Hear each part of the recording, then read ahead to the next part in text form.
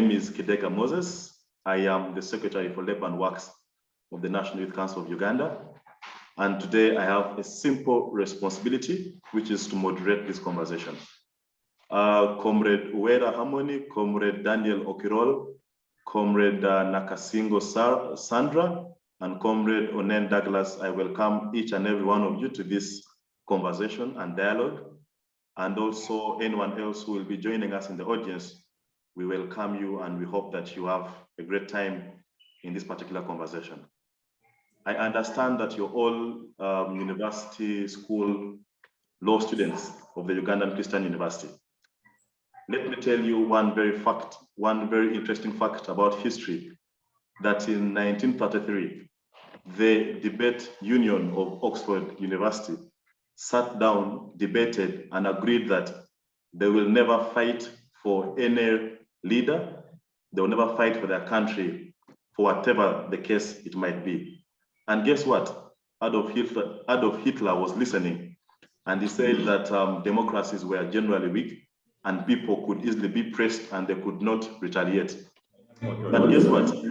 When the World War II happened in 1940, the same students who had sworn not to fight were the same people who are wielding guns and wielding machetes to go in the Second World War. So I hope that we shall be different debate union students, that whatever we shall discuss here and agree upon, we will not go against our word. Well, that was just on the lighter note. I take this opportunity to officially introduce the topic for today's conversation, and which will center around youth. And let me just phrase it out exactly how it was given to me, that the future of every nation belongs to the youth. What does Uganda have in stock politically, economically, socially, so as to enhance our prosperity as young? This, by all means, is a very timely conversation that we must have, more so at a time when Uganda and its population seems to portray or seems to suggest that 75% of our population is entirely of young people. This means that between the age of 0 to 30 years contributes about 75% of the population. But the most interesting fact is that only 20% of this population is between 14 to 30 years. So meaning we are an entirely young country. Actually, we are a country of children, as many have said. So if we are to have meaningful transition, we must invest in young people. And my first question will go to Daniel Okiror. Daniel, I have read a World Bank report that was produced and published last year describing Uganda's economy. And World Bank put a very important question and said that, does Uganda have the capacity to benefit or leverage from its demographic advantage or from its demographic transition? We know that we are continuously a country that is becoming younger by the day. Our mass or our population seems to suggest that we are a young population. Is Uganda ready, or do we have the capacity as a country to leverage or to benefit from this demographic transition in terms of taking advantage of the young people's productivity and their strength and their energy? Does Uganda have the capacity? Just kick us off with that question. Yes, Daniel. Yes, I hope you can all see me. Yes. True, Uganda does have among the youngest population, does have the youngest, I think, population in the world. That is having about 77% of our entire demographic under the age of 30. And perhaps the question of whether we can leverage from such a young population is a question of framework. Now, we're looking at policy frameworks. We're looking at things like how well the government has put sustainable measures in place to ensure that young people benefit from the government as well, but how does the government benefit from the people and from young population?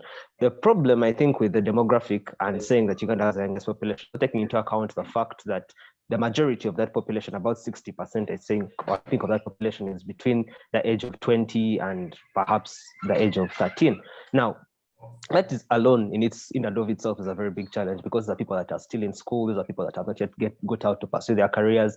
These are people that we have that have not yet started actually leveraging their entrepreneurial potential. And the biggest strangler to such a young population is the fact that there is no jobs, perhaps, that most of the policies in place do not favor them. People are setting up businesses, and that's why you have majority of the businesses failing within the first 2 years that they have actually been set up, and that becomes a very big challenge.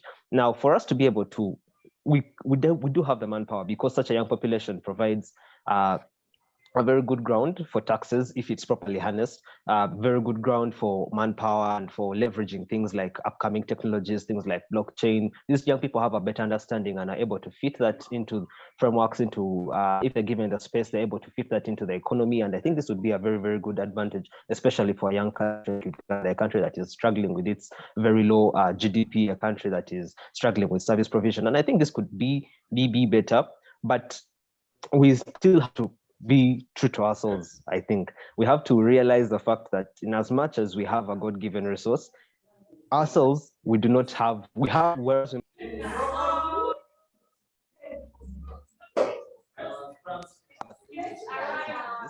do not have, we're not doing enough to say that we can actually benefit, or to underwrite to say that we are benefiting. We do not favor these young people when it comes to things like policy implementation, things like policy discussions, things we're not taking their view. We're looking at things like having a lot of possibly corruption, looking at how resources are diverted, how well we spend our resources, and all that plays into how well we are able to harness this for the future. And young people themselves need to take interest and need to come up and take up their space, occupy their space, like I would like to say. It's not just a question. It's not just a question of what kind of opportunities are presented to the youth, but how many of these youth are actually willing to come and make a difference, to make a change for their country. Okay, thank you very much, Comrade Daniel. That was quite very elaborate from you. Uweera, Comrade Uweera Harmony, let me come to you. Daniel has hinted on two things. One is the role of government, but also on the role of the young people. But also he hinted on the aspect of policy, that policies must be made in a way that they favor young people. And I am not surprised he speaks about policy because he's a lawyer. I also want to believe that you're all learning friends, all your law students. Uweera, this question is going to come to you. Kwame Nkrumah one time said that, seek first the political kingdom, then anything shall come after. For us to address the issue of policy, we must be able to address the issue of legislation, which is parliament. Okay. So do you think young people now more than ever should fight to have representation in the August House? Because that is where the policies are made. That's where the laws are made. The laws that Okiror is trying to hint on, the laws are made in parliament. So do you think young people must fight to seek the political kingdom, seek to be in parliament so that they can be part of the lawmakers, part of the policy makers, in which policies then can favor the young people, or we can trust whoever goes to parliament to represent our views? Do you think young people need to step up and demand for their position in terms of political participation, in terms of governance, and all these other important aspects? Uweera, to you, please. Thank you so much. That's a really interesting question. And yes, in my view, I think the youth have to fight to get not only representation, but effective representation. Because you see, as Daniel had told us, the country, our population, 77%, literally 77% of the population in our country right now. Yes, literally 77% of our population as a country, we are the youth. So the fact that we have like only, let me say, roughly around 5 members of parliament that are presenting our issues in government or in the legislation, that is not enough. We have to fight more, because the people who make those policies or the policies which are made affect us indirectly because it trickles down. The people who make the laws, the legislations in parliament, they will affect the health sector, they will affect the education sector, they will affect the economy and all that. So we have to fight now more than ever for us to be represented effectively, not just be represented, but effectively in the parliament, in the legislation. We have to fight so that our voices are heard more, our complaints are addressed better. Our complaints are addressed better and we find solutions, because the only people who can find solutions to our problems, the only people who can make laws which favor us are us ourselves as the youth. We have to fight, we have to seek for representation, effective representation in the parliament, in the legislation. Yes. Thank you very much, my good friend Uweera. I like the fact that you've emphasized the need for not just representation, but effective representation. And I'll come back to you shortly. Let me go to Douglas. Douglas, you did not confirm your presence with us earlier on. Are you with us? Before I can phrase my question, just unmute and say hello to us so that I can know that you're here. Douglas Onen.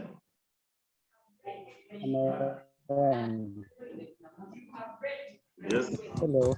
Yes, Douglas. Are you with Hello. us? Can we see you? Can we see you? Can you show us a video of you? Can you hear me? Yes, we can hear you now. Let us see you. Oh, okay.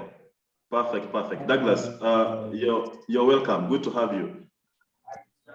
Thank you. Thank you very much. Yes. Now, Comrade Uweera and Comrade Daniel seem to have taken the line of argument that there is need to empower institutions. There is need for institutions to work. Institutions that make the laws like Parliament, they must be effectively doing their responsibilities and their mandate. Let me speak about the institutions that are charged with the responsibility of championing the interest of young people, like the National Youth Council, okay? Like Uganda National Students Associations. Those are all institutions that have been set aside either by an act of Parliament or by maybe a given instrument. Do you think that these institutions are living up to their responsibilities in terms of putting up a good fight regarding the aspirations of young people? Do you think the National Youth Council, UNSA, they are doing what it takes to have the voices of young people heard by the stakeholders and the powers that be?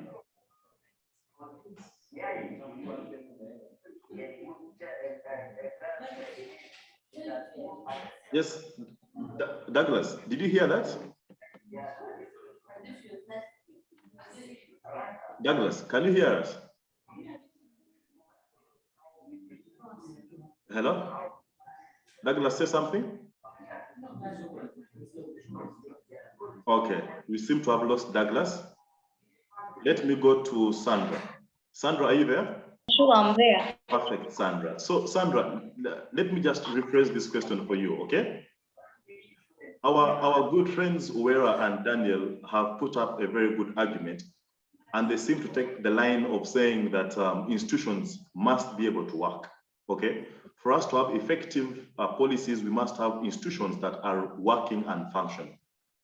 The National Youth Council is an act of Parliament, and it is established by Chapter 319, I think, Cap 319 of our Constitution. But there has been a question of their effectiveness in terms of championing the interests and the aspirations of young people. So what do you think about the role of such institutions like the National Youth Council, like UNSA? Do you think they have what it takes? Do you think they have the backbone? Or in your view, you might think that they are rubber stamps, okay, and they are not doing as much as they should be doing to champion the interests and the aspirations of young people. So speak about institutions, just in your submissions. Yes, thank you, sir. Moses, right? Yes. So my submission about institutions is that I think the institutions are actually doing their part. For instance, we saw the National Youth Council host the first annual something, and they talked about the challenges of the youth. we also see the youths are always come up to talk about the challenges of the youth. For instance, we actually have a representative from Uganda Christian University, that is our former guild president, Ponda. He's, I think, the speaker of the UN, and this guy is really stand up to fight for the rights of the youth. But I think the problem is still with the implementation. However much they put up problems, however much they put up the problems of the youth, the government has still maybe failed to implement what they always bring up on table. The government has failed to maybe if they listen to their views, they do not implement them like they are tabled. So that's the only thing I think that is still affecting the youth. But I would recommend and apprehend our institutions that are in place to fight for the rights of the youth. Thank you. Thank you very much, Sandrah. I see you have a very good spirit regarding your comrade Ambonda. I believe he's a good person as well. So let me just come back to you, Daniel. You've heard what Sandrah said. Sandrah seems to agree or concur that these institutions like the National Youth Council, like UNSA, are actually performing or doing that responsibility in a way that is advancing the aspirations of young people. Do you subscribe to the same school of thought? No, I don't think I subscribe to the same school of thought. Here's why, yeah? It goes back to what Harmony said. And Harmony said this, that, we need to have effective representation. Now, for me, effective representation comes down to things like maybe accountability, things like credibility and merit. And I think that's where I'll start from, the fact that these people need to get into positions of leadership, not based on who are you, what's your name, that kind of whole, okay, I don't know best to put it. I'm trying to find out how to euphemize it and make it palatable. But we need to put people in places because of merit, because of the credibility they present, because of who they are intellectually. How is the integrity? Are we looking at people that are voicing the views of the public, and not just voicing, but actually fighting to get there? Because, voicing is one thing, but actually fighting to put in implementation is also another thing. And if that is what effective representation is people being accountable to the electorate or to the people that they represent for the views that they espouse or for the views that they are sent to put forward for the policies that they're planning to implement. And accountability can take various forms, like maybe having civic education for the policies perhaps put in place, doing things like having follow-ups maybe to do little.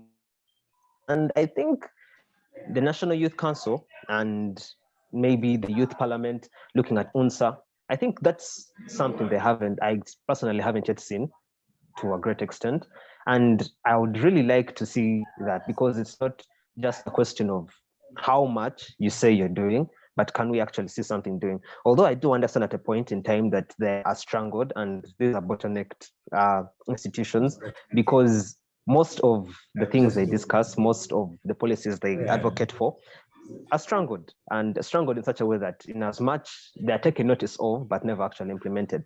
These bodies work as advisors, and that is perhaps the main role, that they're advising the policy implementers or the policy makers in parliament or the people in government on what best to do. And that is what they're an advisory role. So in a way, it does make an impact, but then we do not really see any any actual groundwork being done. So I would like to thank the people that actually take up these positions, because that is a step in the right direction. But I would like to think that it's not just a question of can we see you, but what are you doing to be seen? Because in as much as the government will not take notice, or people in power will not take notice on a higher level, I think you need to take up and occupy your space. I think it's time for people to actually come forward and be radical with about the change they really want to create. Thank you very much, Comrade Daniel. I like the way you're passionate and enthusiastic with your submissions. Well, let me just remind us about the theme for today's conversation. That what does Uganda have in store for us as young people, politically, socially, and economically? But before we even answer that, what do we have as young people? What do we have as young people for this country? And Comrade Daniel, Okiror, and Sandrah seem to suggest that maybe we are not ready enough as young people to be given opportunity to lead and to show how capable we are in terms of offering leadership and causing the change we want to see in this country. Let me come to you, Uweera, Harmony. Do you think we are ready as a generation?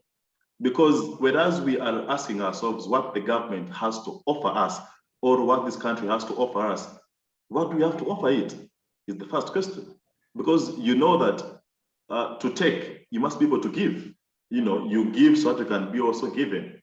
So do you think we are ready to give this country something for them to be able to give us something back in return? Let me just take this to Comrade Uweera. Yes, thank you so much. Well, personally, I think we are ready. And the only way we can see if we are actually ready is if they give us the opportunities to carry out or to give them what we are bringing to the table. Because we see that we have a very large untapped potential of the unemployed youth. We have very many unemployed youth, not only in the urban areas, but also in the rural areas. So the only way that we will be able to, or the government will be able to see that we are ready, is by giving us the opportunity to do so, to get the experience that we need, the skills, the ability that we need to actually carry this country forward. We have to get that on the job, should I say on the job? Yeah, when we're actually doing it and seeing what it takes to lead the country, what it takes to develop our country. We can only know that when we are given the opportunity to do so, to lead our country, to better our country, to develop our country better. And the only way we can see this is the very large numbers of unemployed youth that we have. We see that each and every year, many different universities release graduates who have graduated with actually high honors. We have people with first-class degrees who are on the streets looking for work. Some people are selling sponges. There's a very viral picture that went around when Chambogo University had their graduation. We see that there are very many people who are willing to take up these jobs to actually lead the country forward. But the problem is that they have not been availed they've not been availed the opportunities, they've not been given the chances to lead the country, to develop our country. So the only way we can do so is if they give us the opportunities to do so, if they give us the opportunities to do so. Yes, thank you. Thank you very much, Uweera. I like how you put it, because ideally, as a man, you cannot know if you're impotent until you impregnate a woman. So you must first be willing to attempt to impregnate a woman. Then you can know that you're impotent or not. So I agree with you that the young people deserve a chance to demonstrate their capacity, to demonstrate how capable they are in terms of maybe offering leadership, or in terms of maybe entrepreneurship, in terms of business, and all others. And Onen, I want to come to you, and your question is going to be linked to what Uweera has just said. Uweera seems to be saying that, please give us the opportunity. But we all know that the space won't be given to us. No one will hand over this space that we are trying to advocate for. We must fight for it. So to you, Onen, do you think we are prepared? Do you think we have had enough training? Do you think we have the mental strength? Do you think we are capable? Do you think we have the resilience to carry on this fight, to occupy our space as young people? Because I can tell you that no one is willing to offer you this space on a silver platter. You must fight for it. Our president today went to the bush with his colleagues. They were only 27 in number. And they fought for about 5 years. They fought a guerrilla bush war for 5 years and earned their space in this country. So do you think we are ready? Do you think we have the right combat uniform on? Do you think we have the right machinery, the right weapons to fight and to withstand the test of time in terms of fighting for our space? Onen, to you.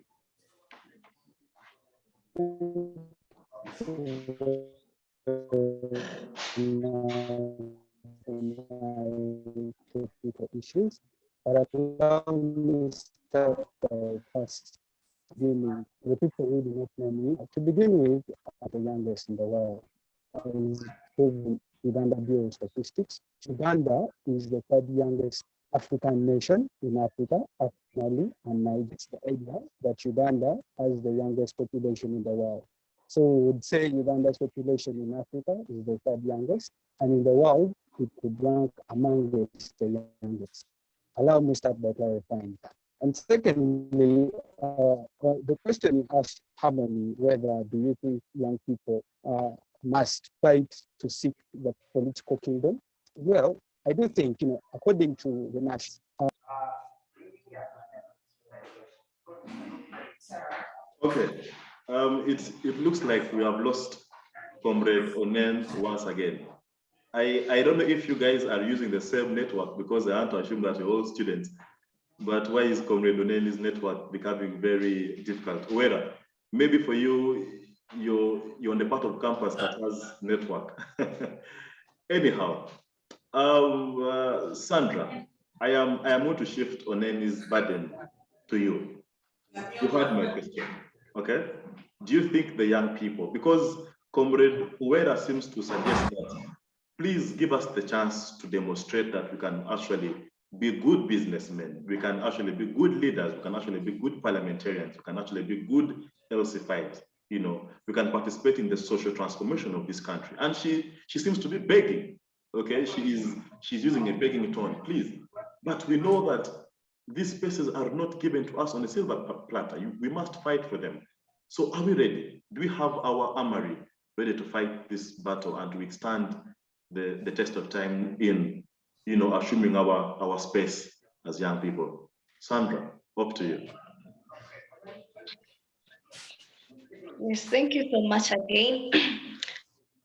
I concur with Harmony that we should actually yearn for that position. We should actually yearn to be the leaders of tomorrow.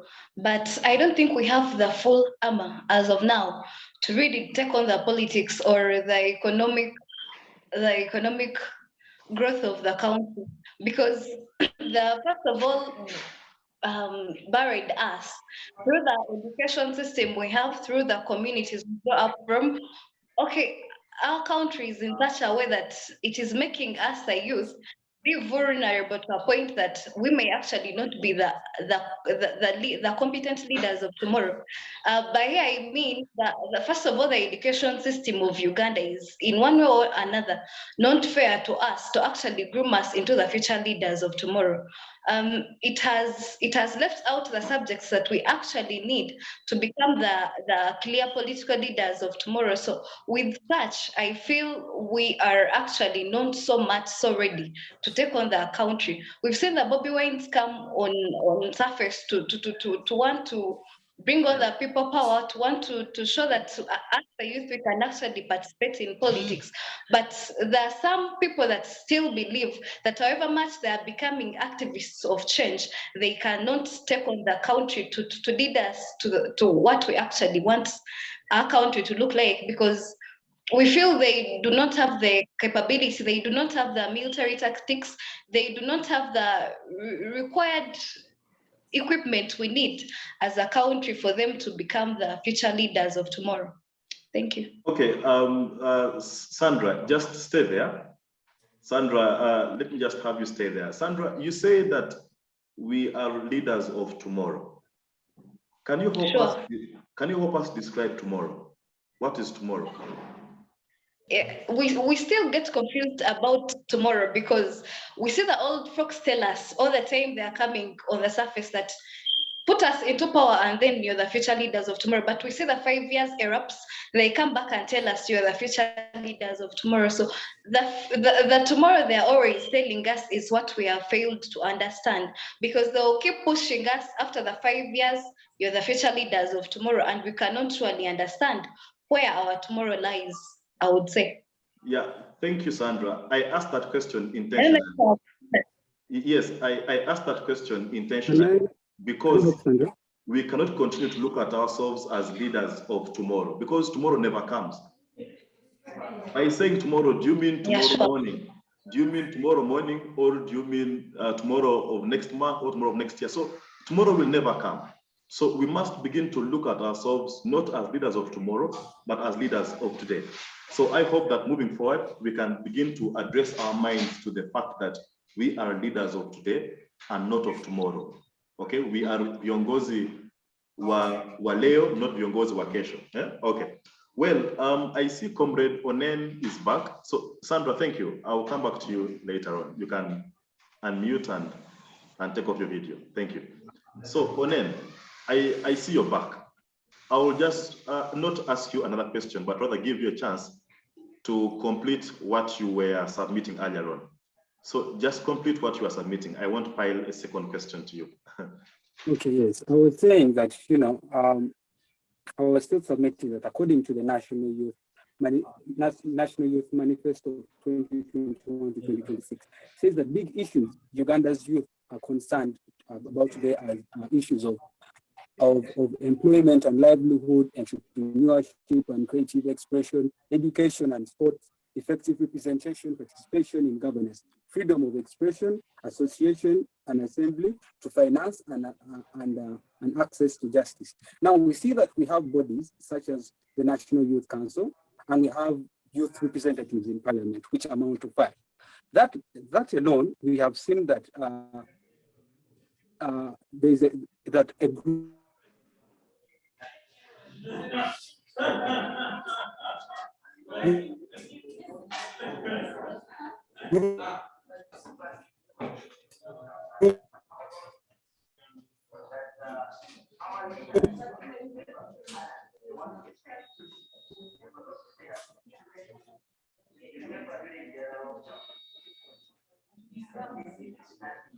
Okay. Yes, Onen. Onen, your network is really challenging. I can see it showing me that your bandwidth is very low. Okay.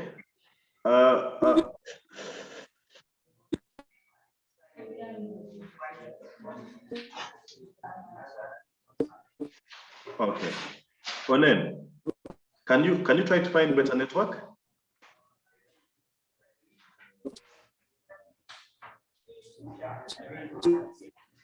Okay.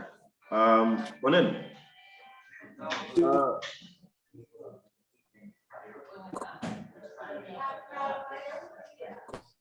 Okay.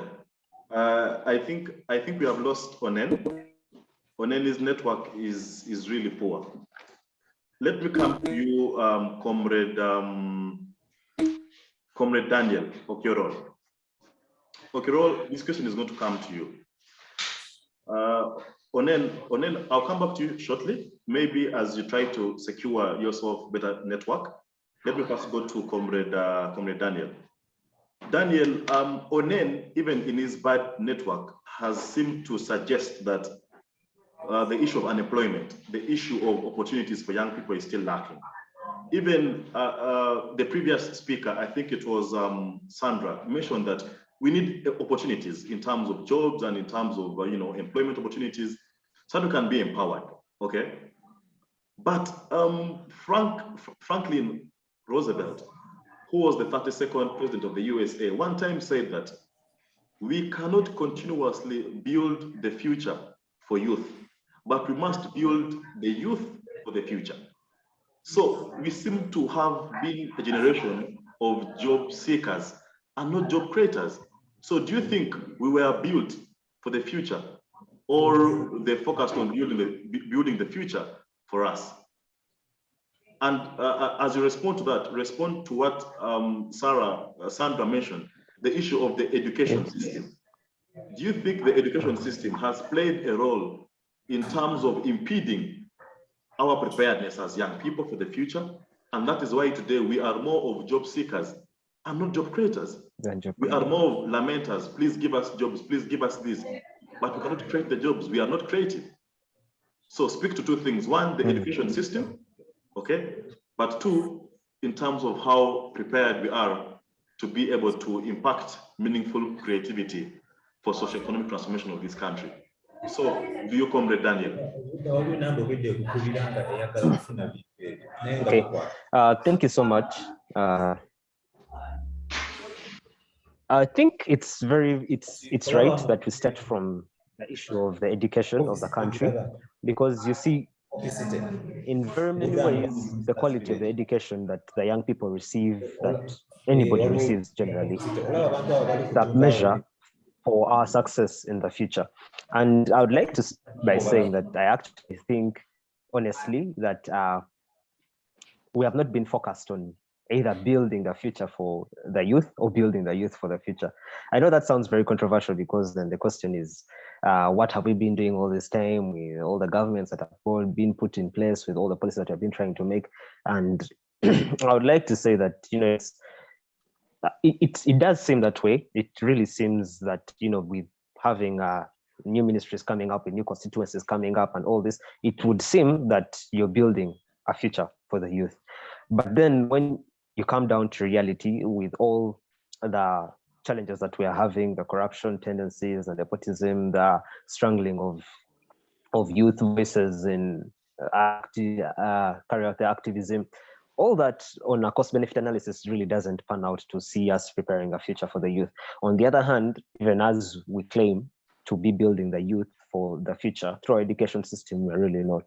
And the biggest lack, perhaps, that I think Drake will agree with me in the education system is a system that does not comprehensively acknowledge the talents of the young people and apply them accordingly. We have a system that's mainly built theoretically, and we're still using a system that's way, way, way, way outdated.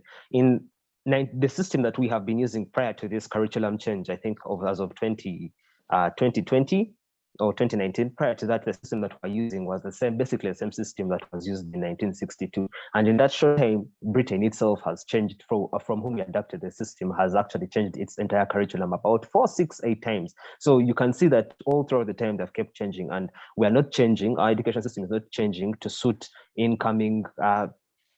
the coming times. We're not teaching people about blockchain. We're not teaching them about technology. We're not teaching them about, how our rights have advanced throughout the years, how our interpretation of different systems has come up. And I think that will now bring me to to answer the last question, that are we ready to take up the future? Now, when you have such a gap in the foundation, it's virtually impossible to have a very strong finishing or a very strong roof, and our foundation has been very, very weak. That is why Sandrah will comes up and tells you that we have leaders that are leaders in their own rights because of influence, but we have these people, majority of these leaders, because of their influence, are unable to carry out civic responsibilities, have a civil dialogues, pursue things in a different manner than creating havoc, than wreaking havoc on systems that are currently, existing and for the good. And that is a very, very big lack. So we need to start with fixing our education system, and then perhaps maybe we can be ready. The only way I would agree that I think the young people of today are ready is because we're living in an information era. And because of the various digital platforms, because of the availability of various technologies, young people are getting more aware and more enlightened about their rights, about their responsibilities to participate in nation building and all that. And I think that has played so much in the last few years into our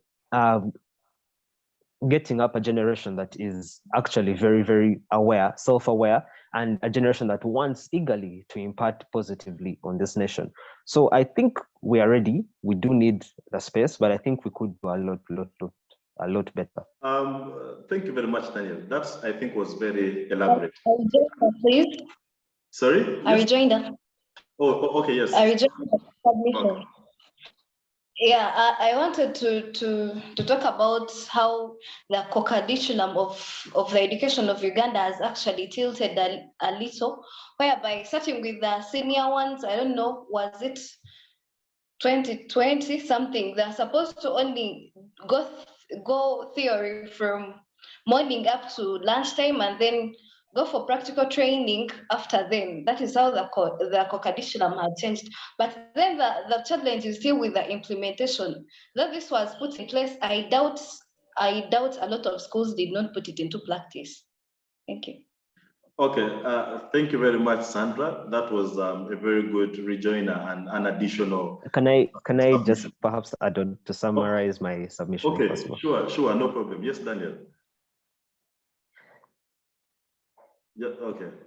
Yes. What I was saying is that perhaps to carry on, the fact that we have people who are not aware that the education system has strangled so many people and so many young people. I think very many young people are screwing the definition of leadership to only allude to political leadership. I understand perhaps that's where it starts from, but we need young people to realize that they can't be leaders politically, that they can't be leaders entrepreneurially, and they can be leaders maybe in different sectors. So people can set up businesses and lead different people, create an impact. People can start working with leaders and civil organizations. It doesn't have to be politics. Of course, that also becomes a challenge because as someone once put it, the political sector is the only sector that we currently have job creation going, and it's actually difficult to come and accuse young people of just lamenting when the education system that has built them up does not provide them jobs and does not really teach them to see an alternative. Yeah. Yeah, thank you, Comrade Daniel and Comrade Sandrah. Those, I must say, were very elaborate and passionate submissions. Uweera, you've been quiet for some time, and let me just pull you out of your kamoli. Comrade Daniel and Sandrah have hinted on the education system. And whereas I might agree that the quality of education matters a lot, whether it is being formal education or informal, because our parents in the early 60s, really, there was no formal education. They went to school informally. They were taught how to count beads and things like that. And for us, we are going to blackboards. And so we can discuss about the quality of education maybe later on. But let's speak about access to education. Access, because at least even when we can discuss the quality, let's first have the access to education first addressed. We know that with COVID-19 as an emerging reality, both within Uganda and across the globe, it has affected access to social services like healthcare, like education, among other things. So where does this leave young people in terms of access to quality education? Because with the emergence of COVID-19, parents have lost jobs. Many of them will not be able to afford to take back their children to school because they have lost jobs.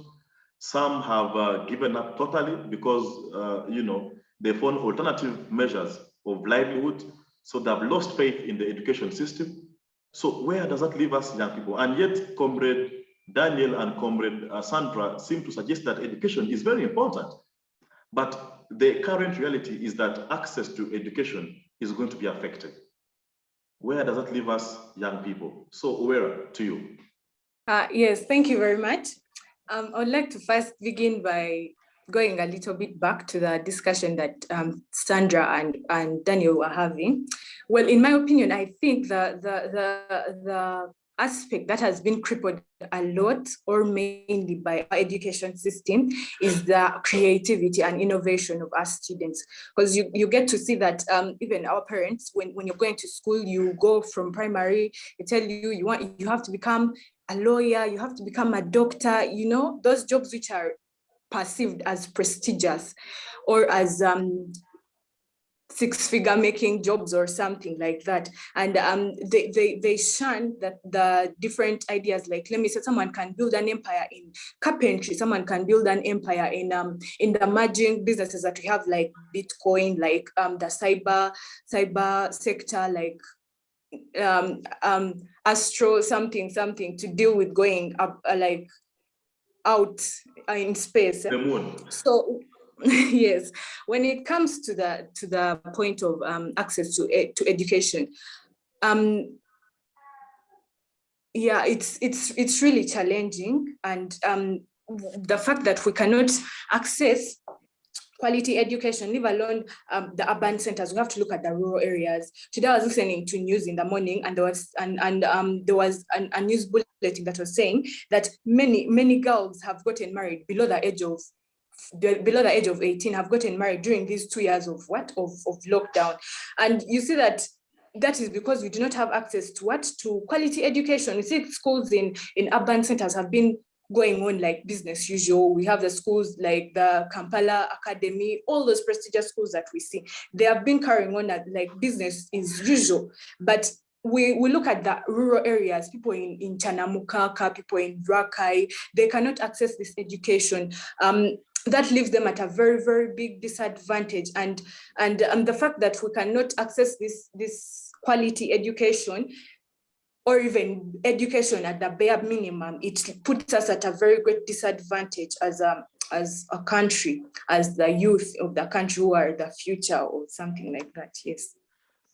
Thank you very much, Uweera, my comrade. I think that was very passionate and enthusiastic of you. And I will make a follow-up question later on. Let me first go to Comrade Douglas. Douglas, each time you've come on with a new DP or a new profile picture. I hope that this new profile picture brings you some good luck with network. Let me give you a chance to complete your submission, and then I will ask you my second question. Definitely. Apologies, big apologies for my network. Yes, very, very big apologies. Allow me sum up my first section of the submission. I would first start by understanding what is the concept of a youth. Yes, the concept of a youth, we have various definitions of who a youth is, yes? But our law, or our constitution defines a youth to be someone between the ages of 18 to 30, and globally, according to the UN, they define a youth to be someone to be between the age of 15 to 24. And the African Youth Charter says these are persons between the ages of 18 and 30. Now, where does that put our demographic as Uganda? With a population of over 47 million people, that means that that over 60% of that population is young, yeah, below the ages of 35 and below. So reports published in 2020 by Uganda Bureau of Statistics projected that 23.5% of Ugandans are between the ages of 18 and 30, while 52% are less than 18 years and 76% are below the ages of 31. So what does that show? That majority of the population of this country are young people. So I before my network came in, I said that I wanted to correct my comrade Daniel, that Uganda's population isn't the youngest per se, because in Africa, our population is the third youngest after Mali and Niger. So I hope maybe he takes note of that. So now coming to the issue of effective representation in government, according to Comrade Harmony. Now, on the issue of effective representation, before I even go into that, allow me first refer you to the National Youth Manifesto of 2021-2026 that shows that the big issues that the current youth in Uganda are facing are one, issues to do with employment, livelihood, entrepreneurship, among others. Now, we have bodies that provides for representation for the young people. That is the National Youth Council, which you yourself, the moderator, Comrade Moses Amos, subscribe to. We have the youth representation in Parliament, of which we have five youth MPs that represent our views. But then I believe in general, it can be argued that the youth are well represented in Parliament, yes? But now the concern comes in the issue of effective representation, which I believe Harmony did try to bring out. But then allow me first try to subordinate onto that argument. Now, if at all our Parliament shows that we have 30% of MPs in Parliament who are below the age of 35, now that means most of them are young people. So if in the Parliament where we have 35% of people, 35% of them being young, but then we still not have effective representation. Now the question here comes in, why is that the case?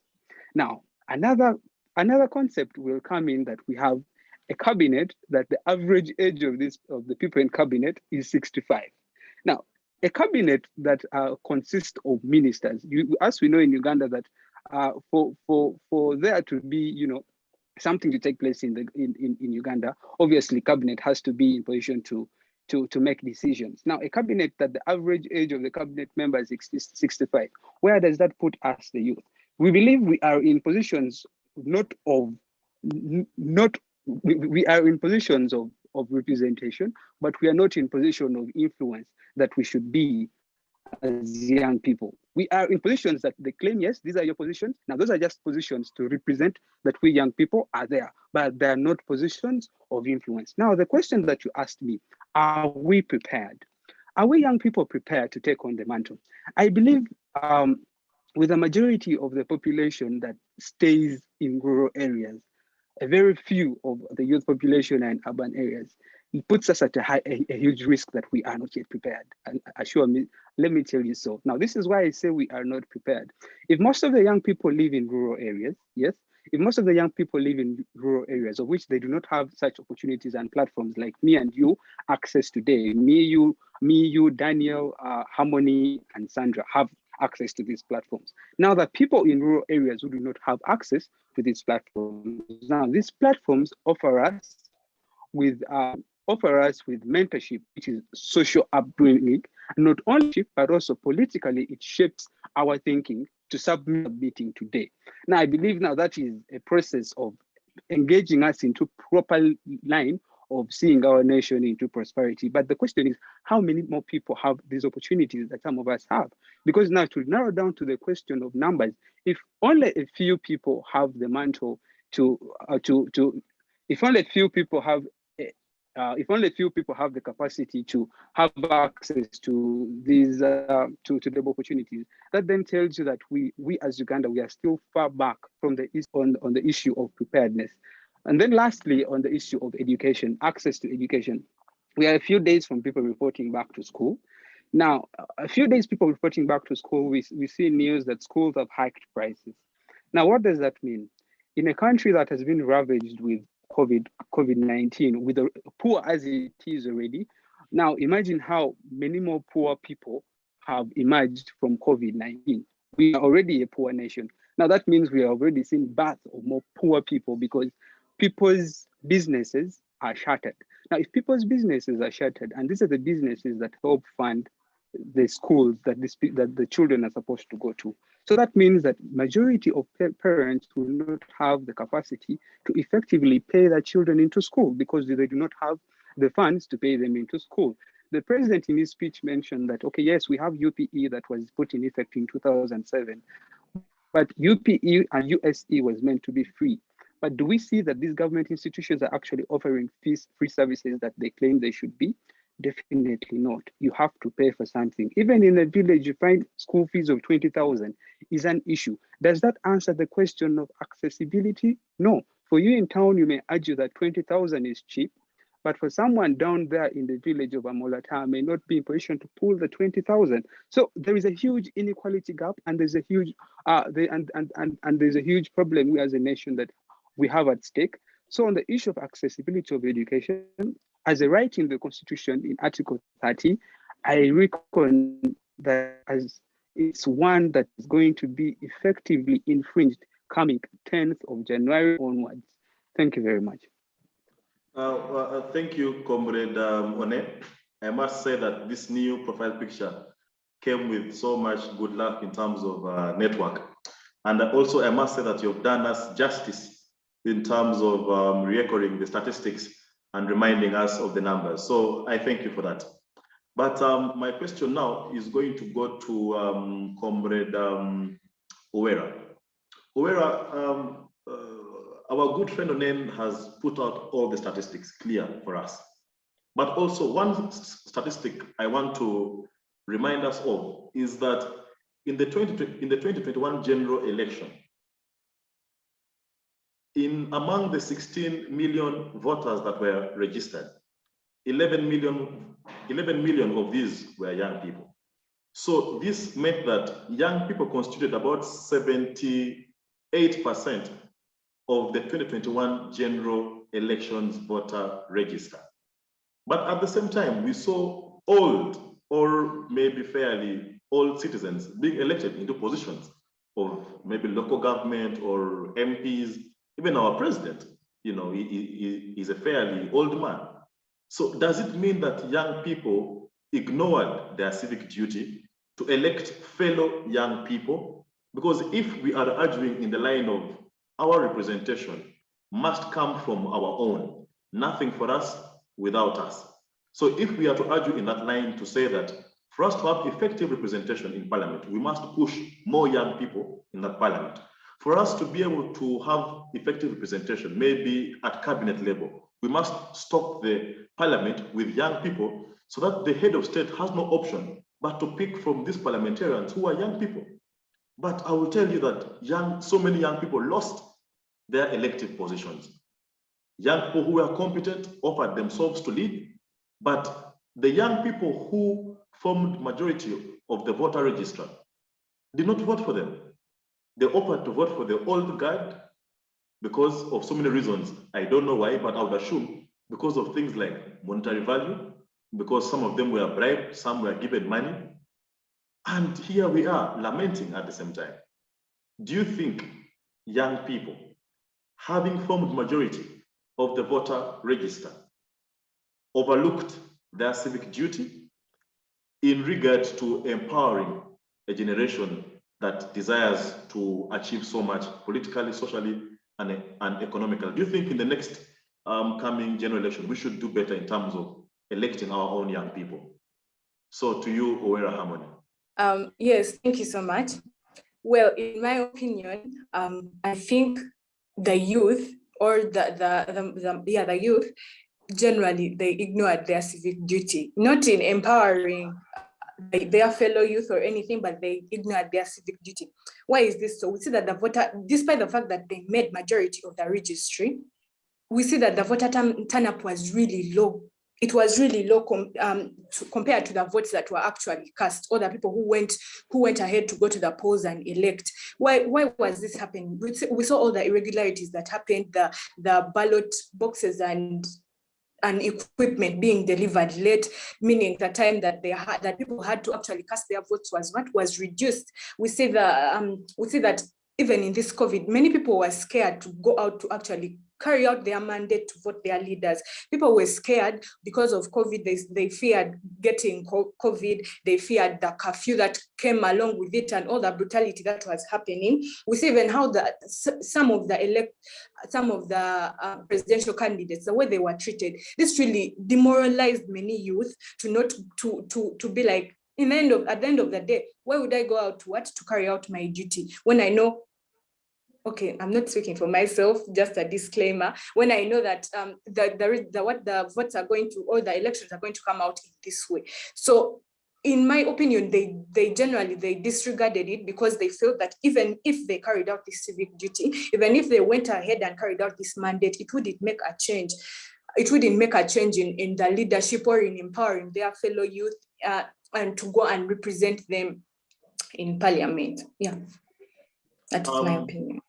Thank you, Harmony. I will have a follow-up question for you later on, but let me go to Daniel Okiror. Daniel, you've heard how passionate Uweera has spoken about this matter. And to me, it worries me that Uweera said something like, why should I go and vote? And yet the outcomes are going to be this way. And that speaks to our democracy as a country. So at this point, I cannot help myself but tilt the discussion towards our democratic trajectory as a country. Do you think we are on the right democratic path as a country? And I want to agree that we have made progress, by the way, as a country. Okay, right from having a pigeonhole constitution to someone ruling by decree to now having our own constitution that was made and owned by Ugandans. Well, it has its own challenges, but yes, at least we have made progress in terms of democracy. But there are still certain challenges, and Comrade Uweera has seemed to suggest some of them. Things like voter intimidation, things like violence, things like brutality from maybe the state operatives, and all these issues. What does that speak about our democracy as a country? Because if we are to speak about youth participation, we must unpack the question of democracy. Where is our democracy, and where do you see us going as a country, democratically?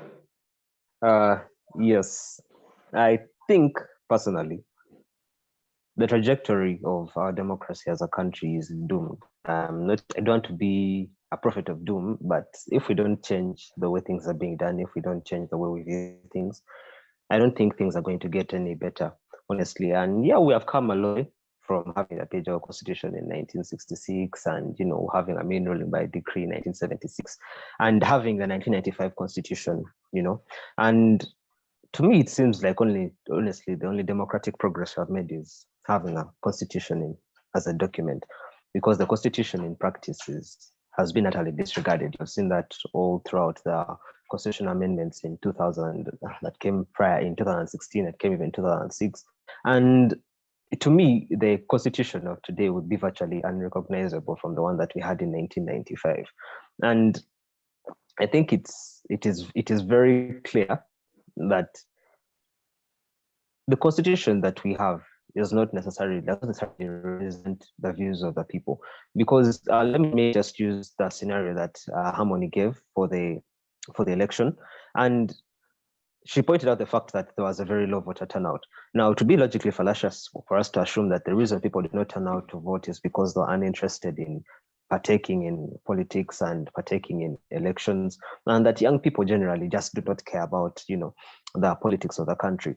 But when you bring things like voter intimidation into play, when you look at the rampant insecurity, when you look at things like voter bribery, when you look at things like having very many youth wiped out of participation, they really honestly does not seem to be a reason for young people to go to vote. And voting of recent has turned into more of a protest statement than an actual change, an actual process to implement change. Yeah, people are going to the vote, but people are busy of, let me just make my voice heard, let me just do what I need to do as a good citizen, and say no. But regardless of what happens, and it seems like everybody agrees with Stalin when he says that, the people that vote do vote, but the people that count the vote determine everything. And that is the situation that we could see. That is the issue of democracy is a very wide topic that we may not be able to complete today.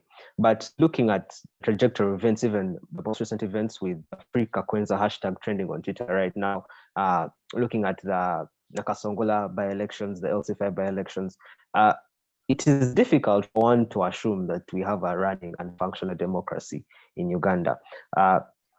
Why? Not because we do not have elections. Elections in and of themselves are not symbols, are not indicators that we have a functional democracy in the country. Elections themselves are just big fanfares of, it's just what democracy is into, and the elections can be manipulated in very many ways. And it's the same way with the politics of the country. Because we have young people in parliament does not mean that their views are being respected. If parliament makes a suggestion, what are the implementers doing about it? Yeah, that is how all these three arms of government have to work together to ensure that we have a functional and sustainable democracy. It is not just about us going to parliament and saying, yeah, parliament passed a law, right? But what kind of law did they pass? How did they come to pass that law? Did they pass the law because a few of them were given a certain sum of money, or maybe because they perhaps had a party retreat and were told to take the party line and, promote the party philosophy, which is a good thing, because parties should have philosophies that they run by, and people should be able to side with these parties based on their political philosophies.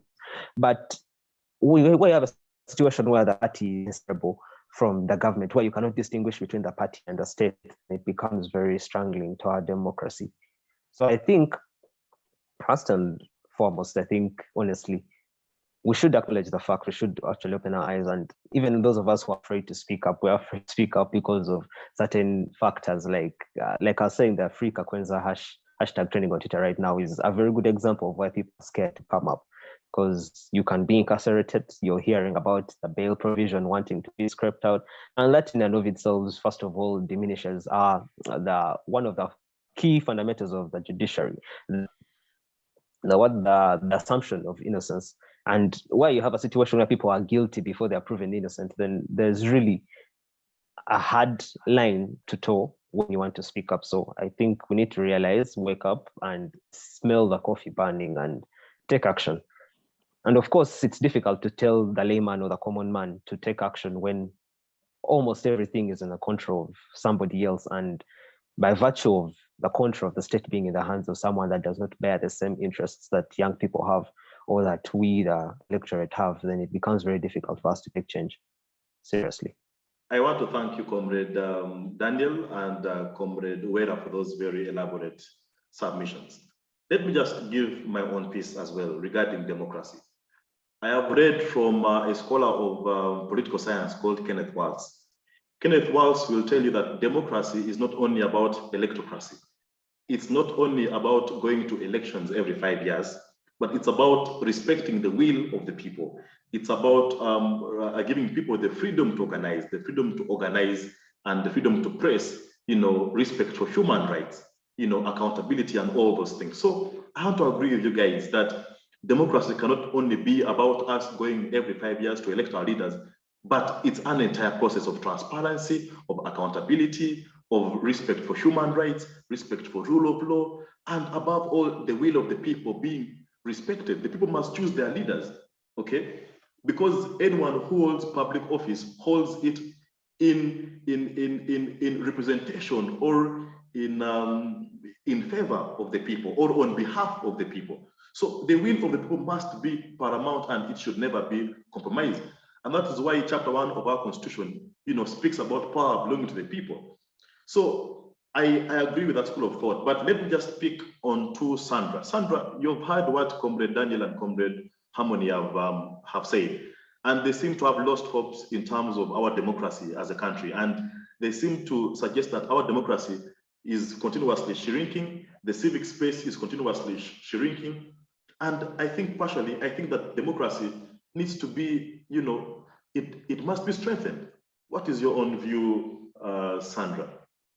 Yes, thank you. I think I still side with Harmony and Daniel, but my view is that whereas we think there are many youth in parliament to represent us, I think we are good represent us because the youth don't have the resources that are required to participate in politics, because it is now being monetized. For one to join the politics of Uganda, you have to pay many sums of money that will allow you to take part in politics. And here the youth do not have this money. We see the government now running to remove the vendors on the streets with unemployment in our country, and you really wonder, okay, I'm really confused about, I don't know how to bring it up. I'm sorry. Yeah, Come again with your question a little bit. Yeah, I think, Sandrah, I have picked your point. And it is from that point that I want to phrase my next question. And I want to pick out on you, Douglas. Douglas, I hope you're still with us. You've heard what Sandrah said. Sandrah seems to suggest that the laws of our country don't favor the young person, in that for you to participate in a presidential election, you must pay a nomination fee of 20 million Uganda shillings. And same applies to, for example, the nomination fee to contest to be a member of parliament. I think it's about 3 million Uganda shillings. So she seems to suggest that our laws don't favor the participation of young people in politics and in governance of their country. Do you think, as a law student, as a law scholar, do you think there is need for us to begin discussing about electoral reforms in regard of removing, for example, some of these nomination fees, or in any case, maybe reducing them to an affordable price that young people can afford? So speak about electoral reforms and the need therefore. Thank you. Yes, Douglas. I reckon before you run for any elective position, you should be in position to run in office. I told the amount required for you to run in office as a member of parliament is 3 million. I believe that is a bare minimum, that if at all you are and in position to believe that you believe in yourself that you can run for parliament, look for that and pay it. If you believe you want to run for president and the minimum money required is 20 million, look for it and pay it. I believe the law has no problem. The law is okay the way it is.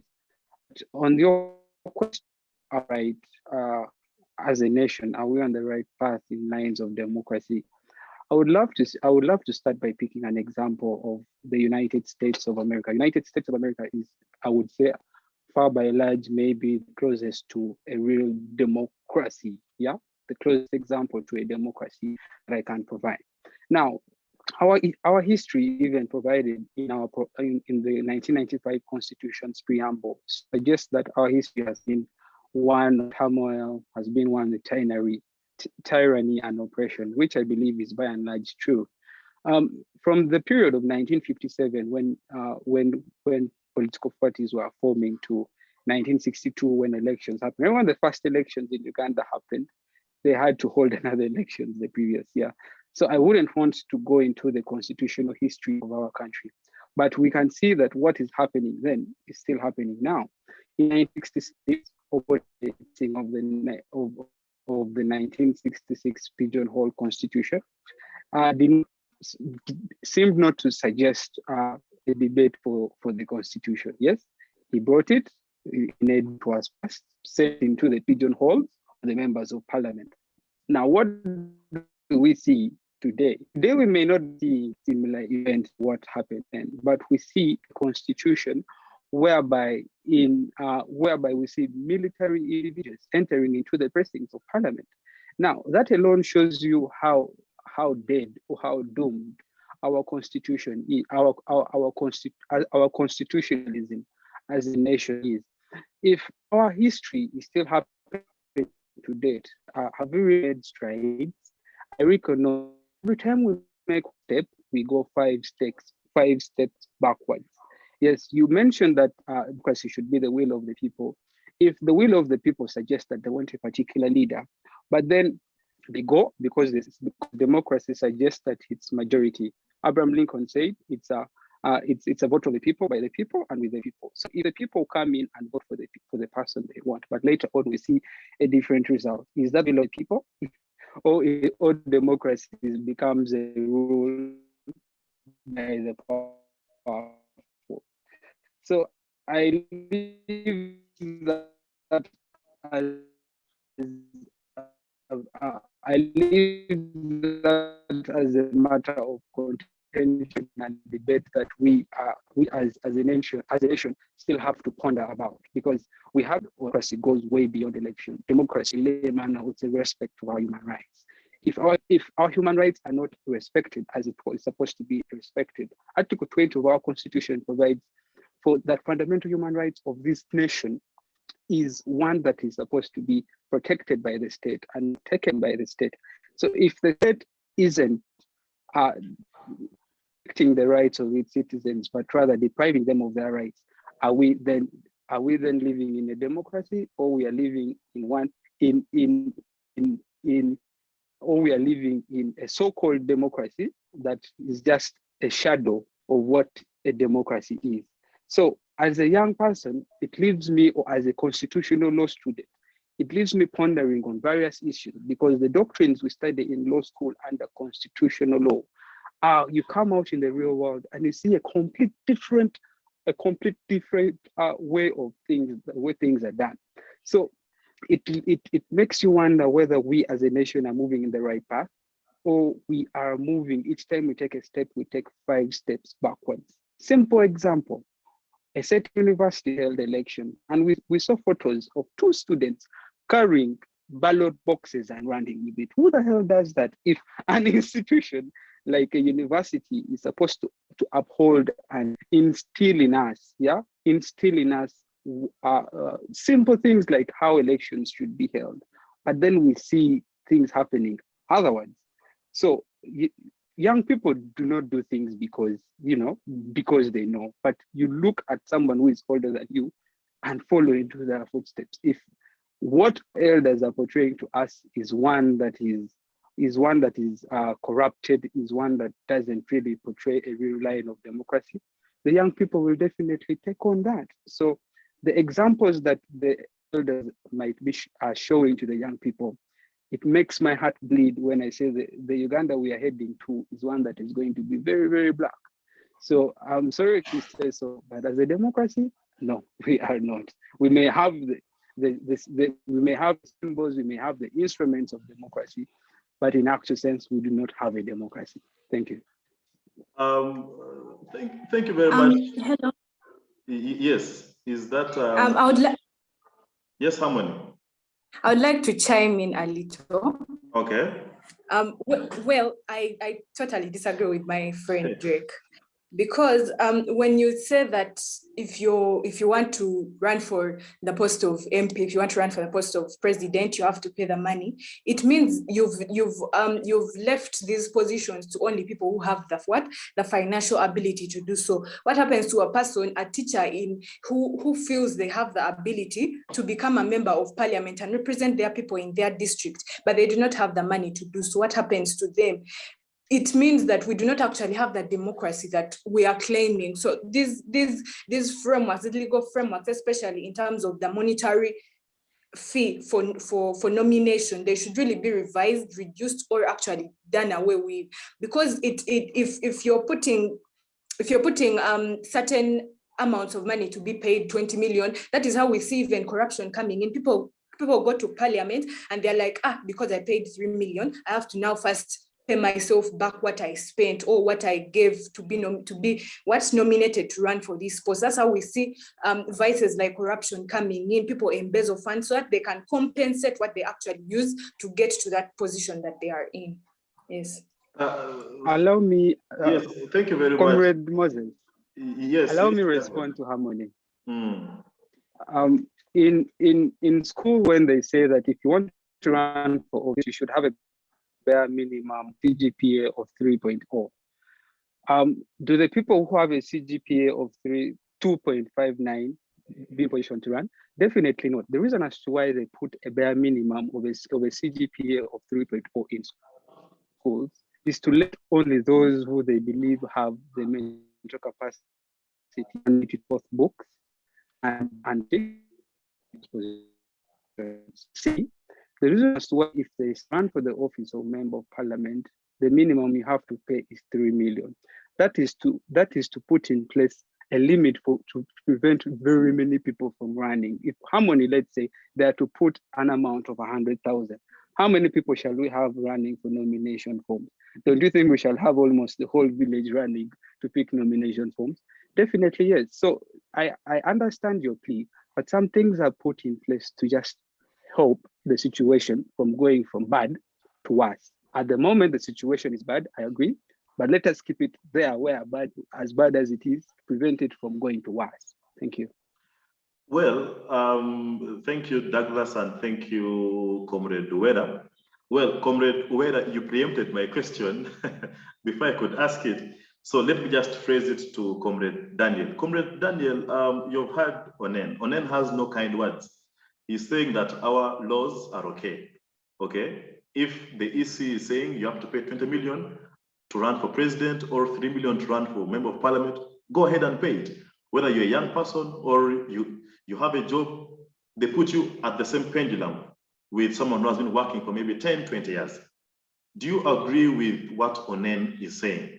Precisely about the electoral reforms, that we must enhance youth participation.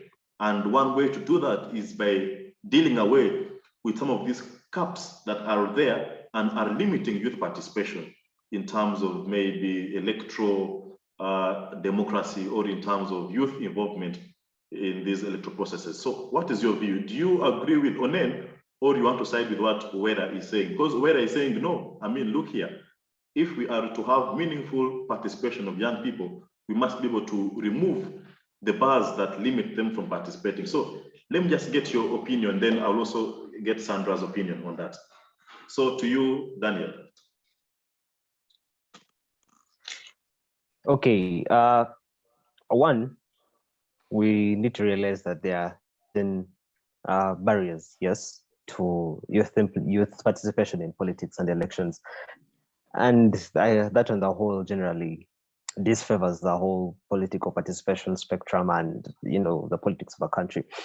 However, I think it is important to note what kind of caps we're looking at. If you're looking at caps like social media restriction or cutting off the internet for a full day, or while the internet is being, while elections are ongoing, you're looking at imprisoning people that come up to protest, and you're looking at things like maybe even, political persecutions in any form. I think we have to differentiate between the use, and we have to really sit down and even before we come up to speak for these things, do a certain bit of cost benefit analysis on our parts. Now, I for one do not think things like the nomination fee should be scrapped, because honestly, as you're going into politics, you know what you're signing up for, and you know very well that it's not a cheap endeavor. It is not something that you just wake up and throw yourself into. And yes, while it might disfavor some people politically, I think it's also essential to know that things like the nomination fee are there, first of all, to gauge the readiness of these people to, one, sacrifice, and two, have the capacity to actually carry out campaigns and all this.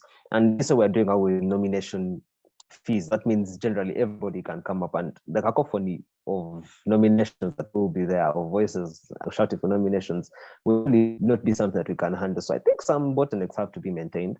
However, certain caps are really disfavorable, and so God help us, our democracy or youth participation is going to be different experience. Because if you're looking at cutting off internet, if you're looking at censoring the media to a point whereby you don't actually have news coming out or a news bulletin being received, what you have is a scripted idea to media houses and to people and say, okay, read from the script and then present this to the general public. And that is not our participation.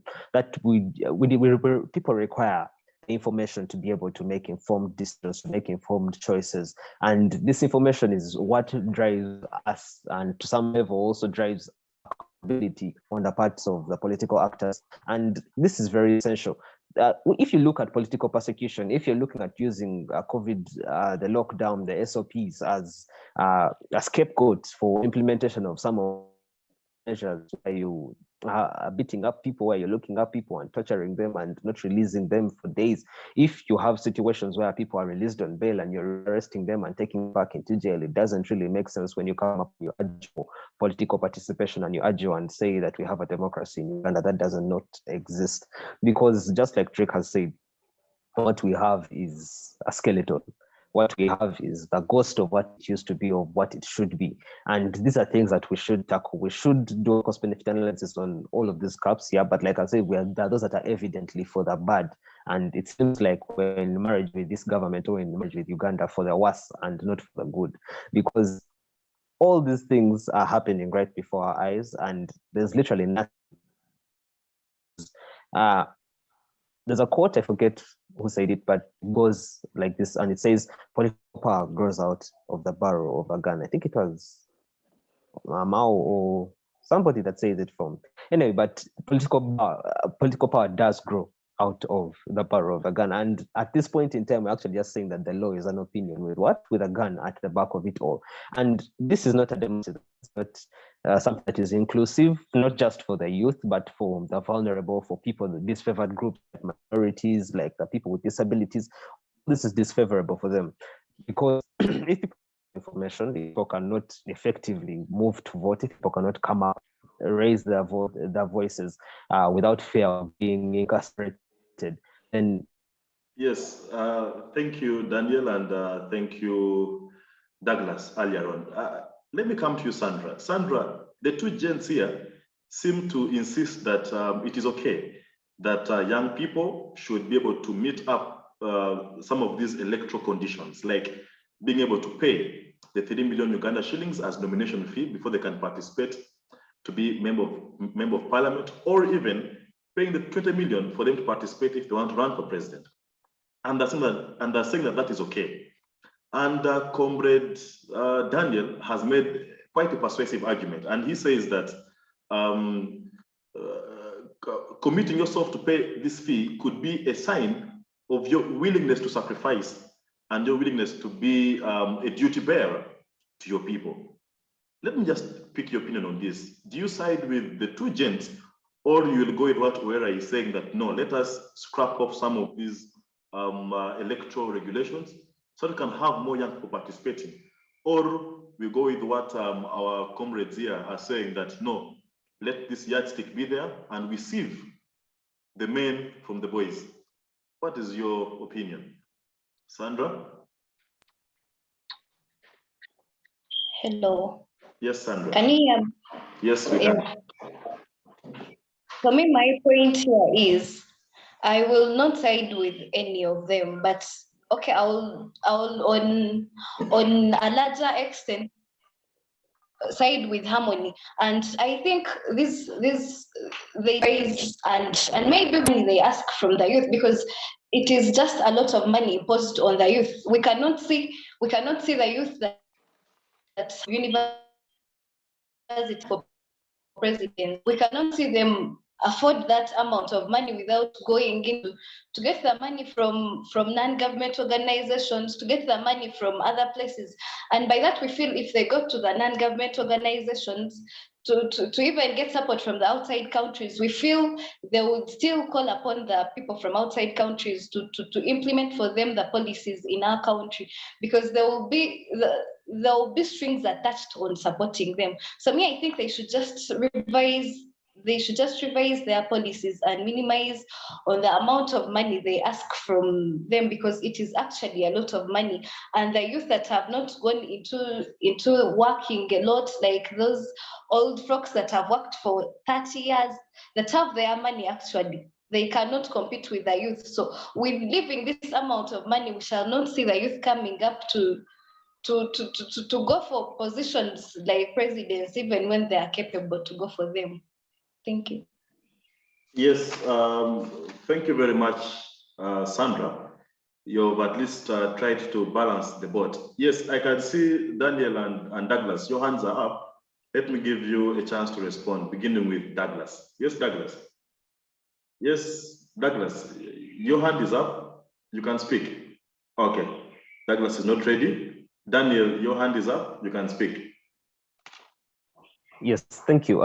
First and foremost, I would just like to perhaps put it out there that sometimes when you run, most times when you're running for an election, it would be very illogical for us to say most politicians, all politicians run their campaigns from their own pockets.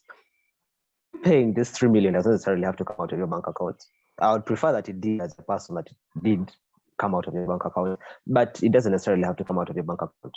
But the fact that you're willing to go out there and look for this, to have people donate to your campaign, to believe in your cause, that is already ground enough for us to say that you're a worthy leader, or that you could aspire to be a leader, because you putting aside your time, you being able to convince these organizations, civic or not, NGOs or your parents, whoever it may be, to fund the campaign is a step forward in you starting to actually look for this position. And the other thing, the election fee, the fee actually it's on the larger scope of things. The bigger sieve happens when you've actually submitted your application to what kind of person you are and all that. And at the end of the day, I really think it is relevant whether I think it is relevant for us to remove it. I think we need to maintain it. Yeah. Yes, thank you, Daniel. Douglas, your hand is still up, or it's now down? Just allow me to say something brief. Yes. I'll still submit in subordination of what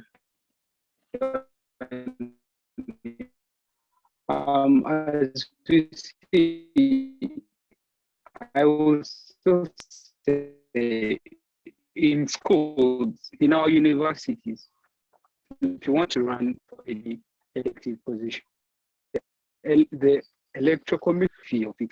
Now, the reason why these bottlenecks are put in place is to help check, because there is an assumption that who is running for that particular office has the capacity to pay for that fee, and also be positioned to fund your own campaign.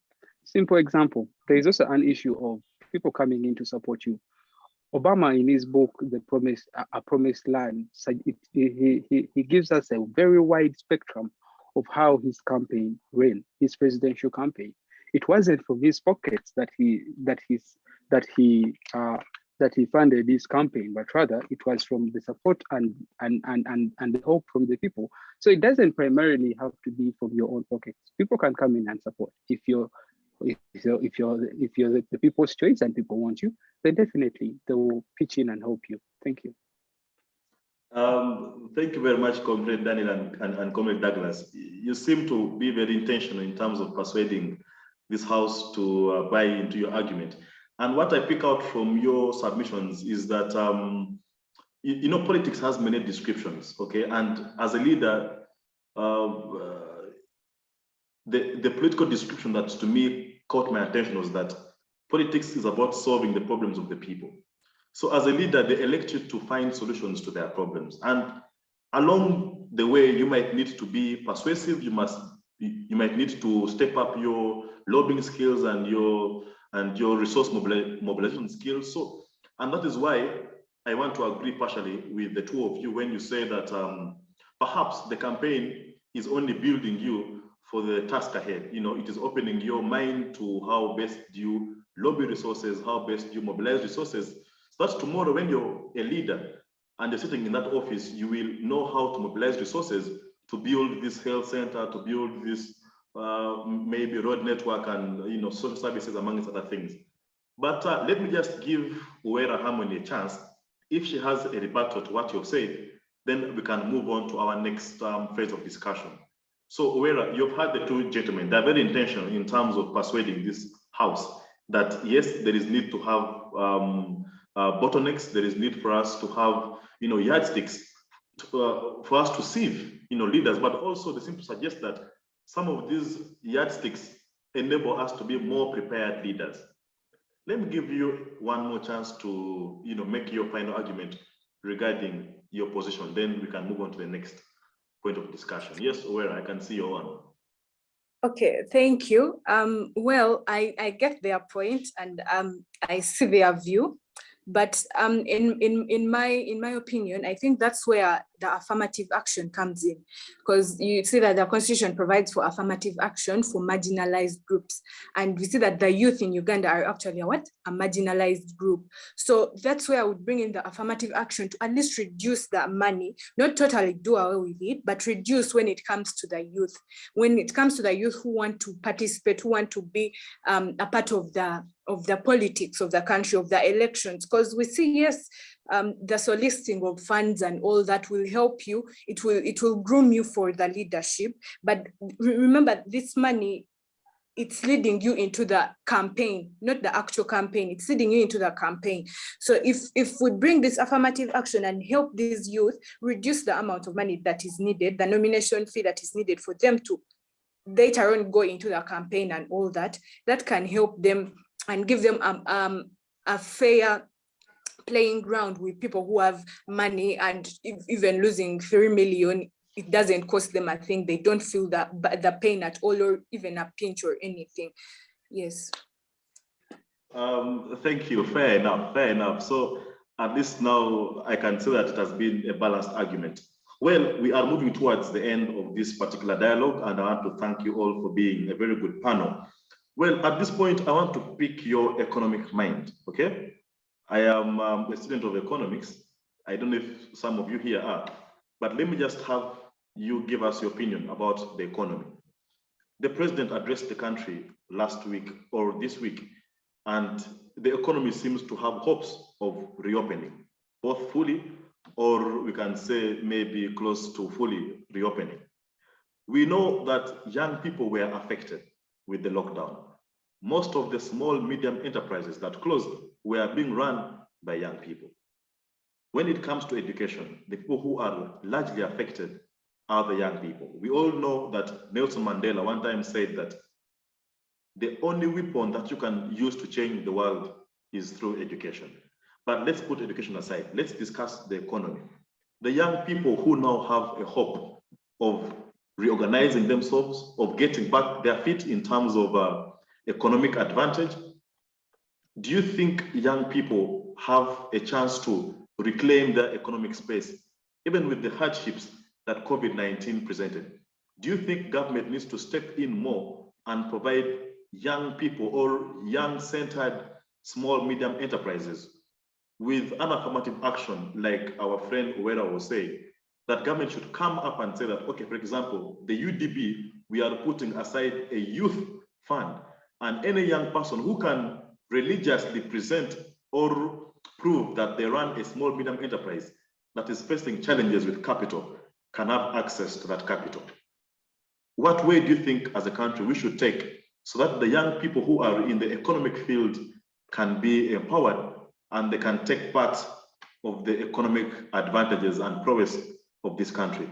Let me begin with you, Daniel, then I will come to Sarah, then Douglas, then Uweera, in that order.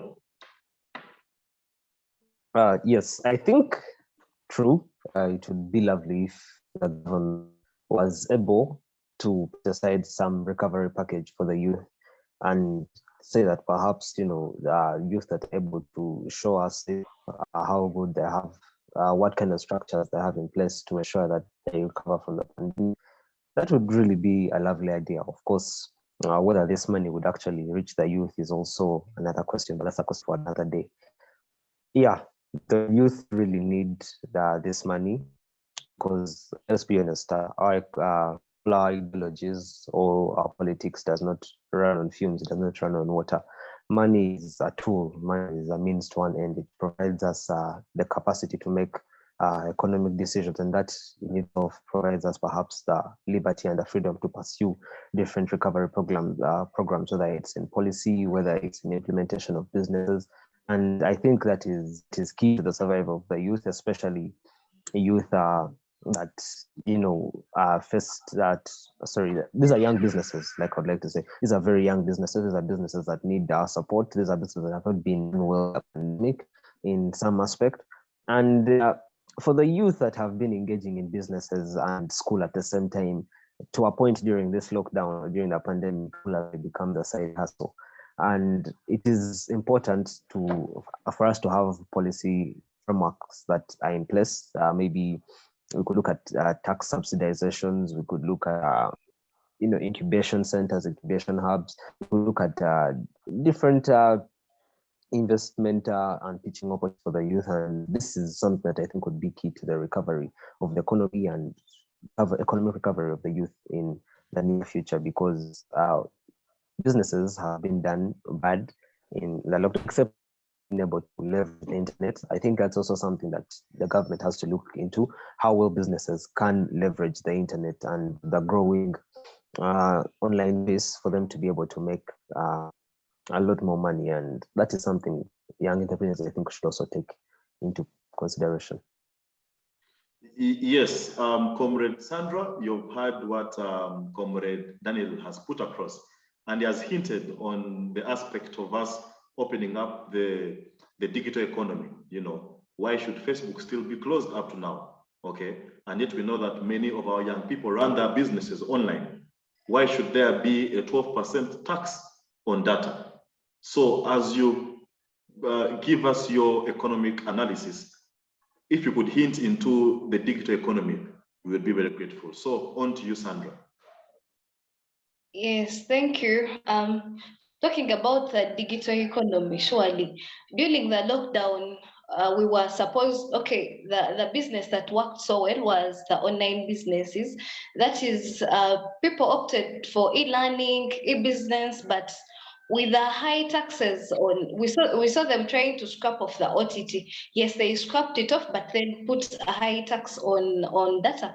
That is a 12% something. So they have surely done us a disservice of hiking the taxes on data, hiking the taxes on, we've seen actually fuel prices have also been hiked. So surely the economy is not about, according to me, the economy is not about raise, because we expect the government to at least know that there's a pandemic and people are really yearning to raise up their finances. But with the high taxes coming in place, with the high bills of electricity, with the poor infrastructure, we surely see that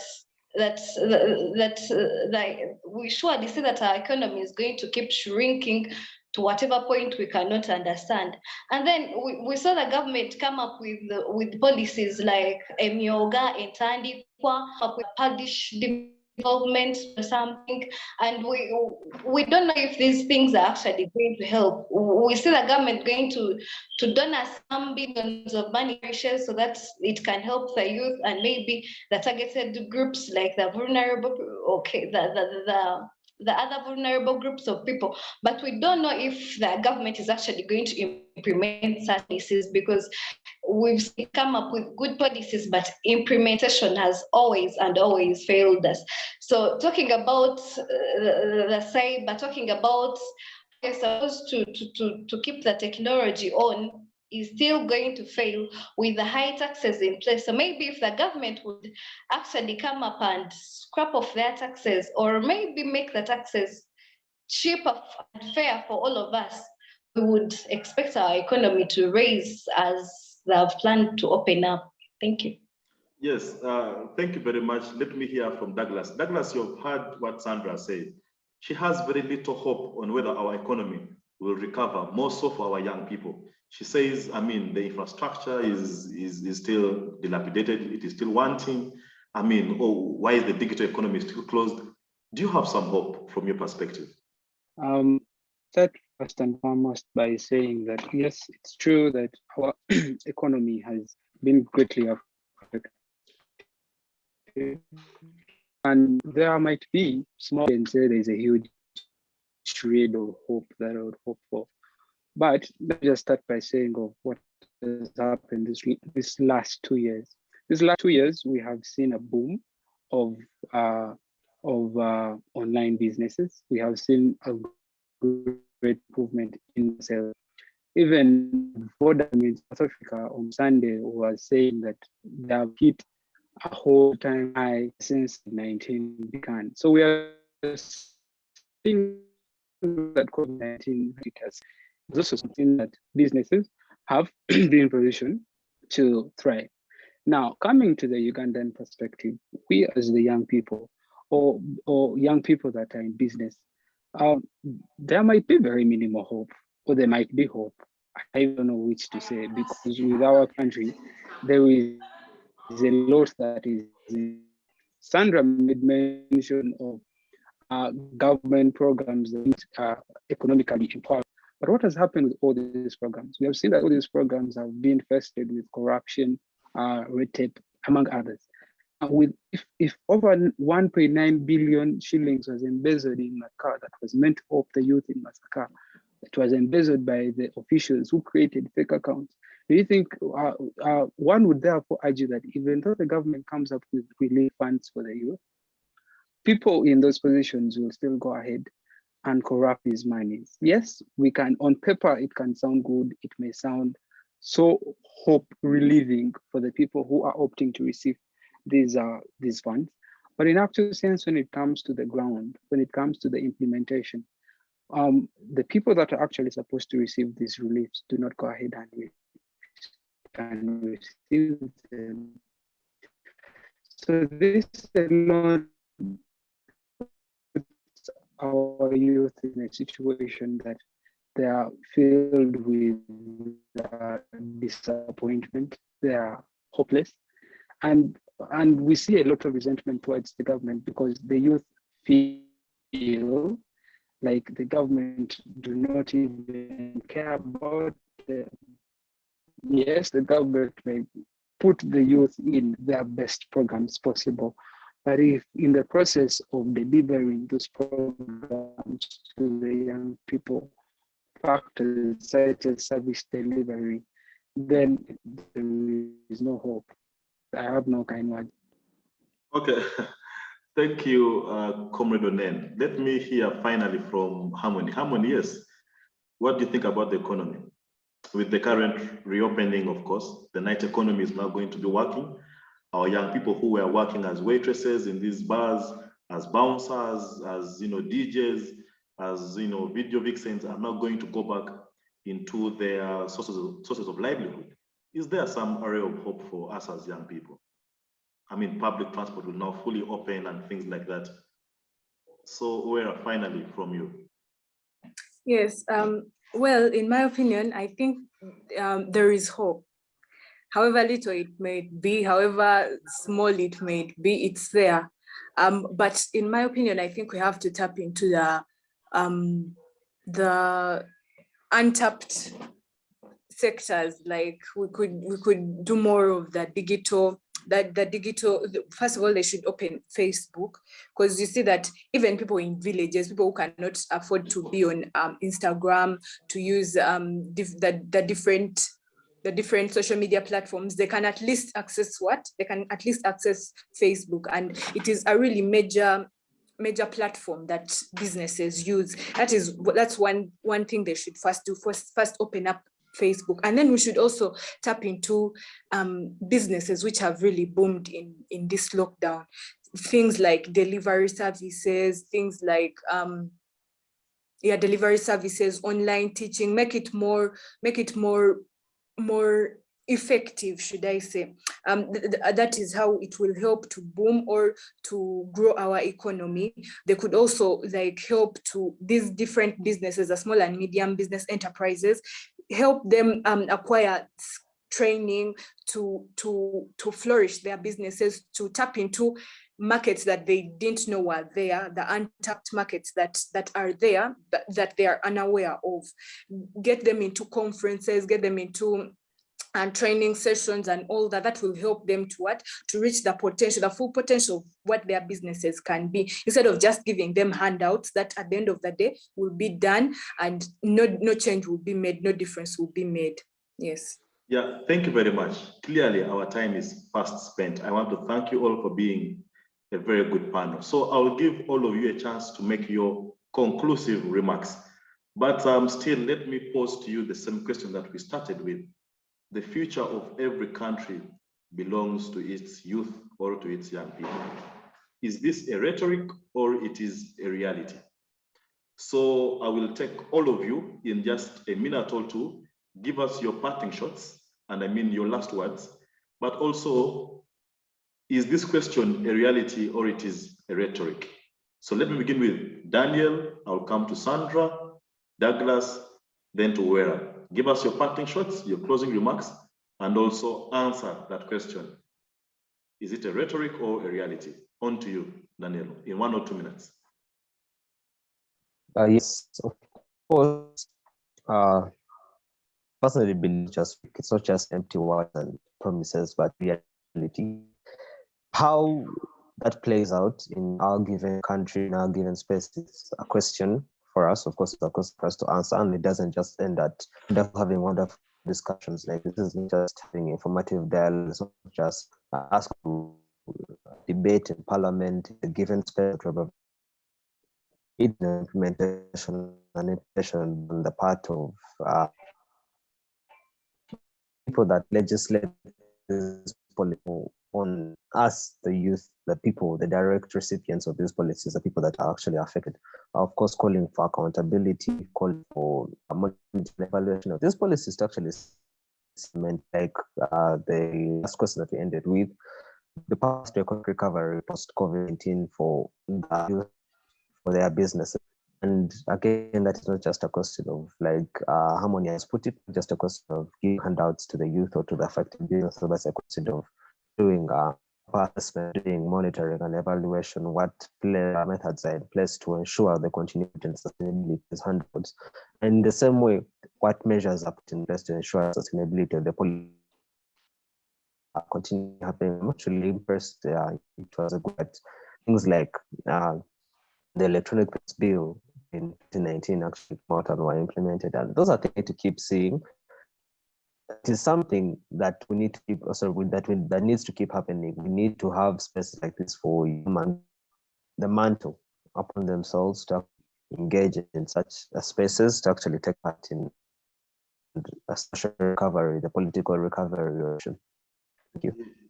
Yes, thank you very much, Daniel. On to you, Sandrah, in a minute or two. Give us your parting shots and answer the question that I placed across. Yes, thank you much, moderator. So for me, I think it is a reality that every future of every nation belongs to the youth. I think it's a reality, but looking to our country, Uganda, digging deep into our country, Uganda, that our country has.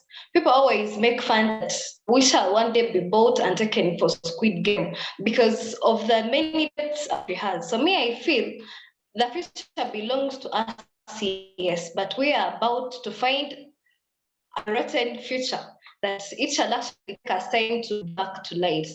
And then as I conclude, I think as a youth, we need to change mindset about how we perceive things.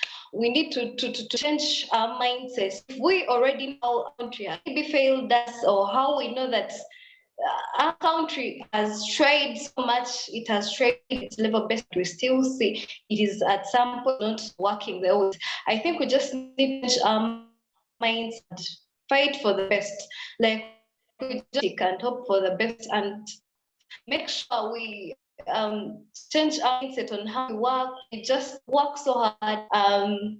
We go for hand-on things instead of going theory. We try to find things that will make us become job creators rather than job seekers.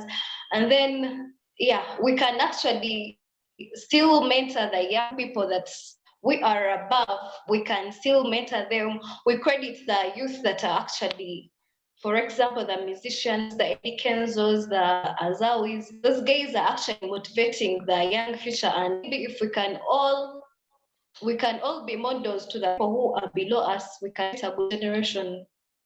Thank you. Thank you very much, Sandrah. Let's hear from Douglas. Douglas, your parting shots. And is our question a reality or a rhetoric? At the end of the day, right to be left forever. So I reckon that we can aspire, see that politically we develop our nation at our own, at our own spaces, because it is us who are going to hope those positions in a few years or a few days from now. Economically, I say that let us support each other. If your friend sends you, let's say, I have this business, let us support each other. I won't say that we should now be, focusing on very, very big things. It's the small things, the teeny small things that amount to the big things in the end. The small support that we render to our friends will be in position to make that business boom, and will be in position to employ other people. So let's support economically speaking. Socially speaking, I would advise all young people to seek mentorship. Mentorship is one thing that helps us develop develop mentally, develop physically, and develop emotionally. So if we young people are one that have a lot of emotional distress, emotional trauma to are facing now, seek mentorship. Talk to people. People will help you. People that are better than you. Do not seek mentorship from people. Go to them, learn. At least that person will be in position to teach you something. And lastly, I reckon and I say that Uganda is going to be great because we are a country that consists of the youngest populations in the world. So we need zeal and power to see that our nation progress. Uganda will be great. Thank you. Thank you, Douglas. Uweera, you have the final words. You have the pleasure to give us your final remarks. Yes, thank you so much. Well, it is a reality. The future of every nation belongs to the youth. However, in our case as Uganda, that's turning out to be a very bad thing, because if we see that the leaders that we have are corrupt, they embezzle funds, and we see that is being carried out in our university elections, in the different bodies that we have as the youth. That means that we are building, or the future that we are going to as a country is actually, it's rotten, as Sandrah had said. The best we can do is not sit down on ourselves. Us as the youth, we should stand up and fight, because we're not fighting for only ourselves, or you're fighting because it's what's on form or anything. You're fighting for your children, for your children's children. What country would you want them to live in? And how would you want to see your country represented? How would it be viewed in the whole world? And I would just like to end by saying thank you so much to Civic Space TV.